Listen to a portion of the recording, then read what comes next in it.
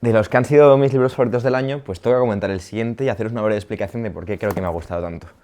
Acercándonos ya al final del año, me toca hablar de Aliens y Anorexia de Chris Kraus. Un texto que me ha atrapado por su formalidad, por su inteligencia, por su manera de contar la historia, sobre todo, ¿no?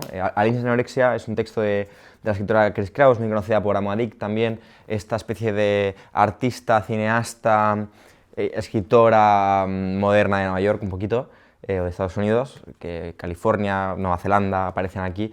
Básicamente aquí cuenta la historia de, en muchas formas, de una biografía de Simone Weil, cómo ella va a Berlín, a un festival cutre, a intentar vender su película, la historia de la narración de la película y el guión de la propia película.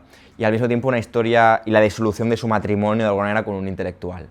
Un texto autoficcionado, autobiográfico, que es destornillante y para mí lo que me ha conectado más no es tanto esas frases lapidarias que pueden aparecer en el texto, sino esa formalidad a la hora de mezclar cosas y generar un aparato textual que es muy interesante, que genera conexiones con cosas que aparentemente no lo están, o sí que lo están, sino que juega mucho a esas varias capas de la narración en diferentes voces y diferentes formas de contarla, ¿no?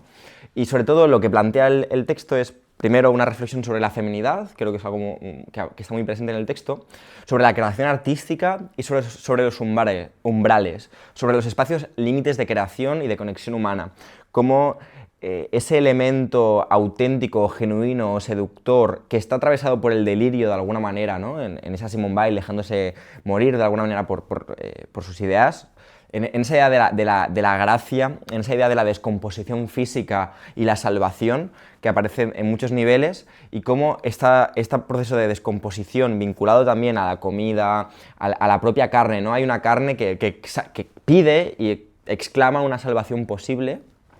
Pues este libro se atreve a contarlo en una historia que se lee de una manera muy sencilla, muy orgánica, con reflexiones muy interesantes sobre el sistema, sobre... Hay una parte filosófica muy presente en el texto que yo lo agradezco mucho. Y nada, que es un texto que yo creo que os va a gustar mucho si lo leéis, ¿no? Una reflexión ante todo sobre el cansancio y los estados alterados. Besito.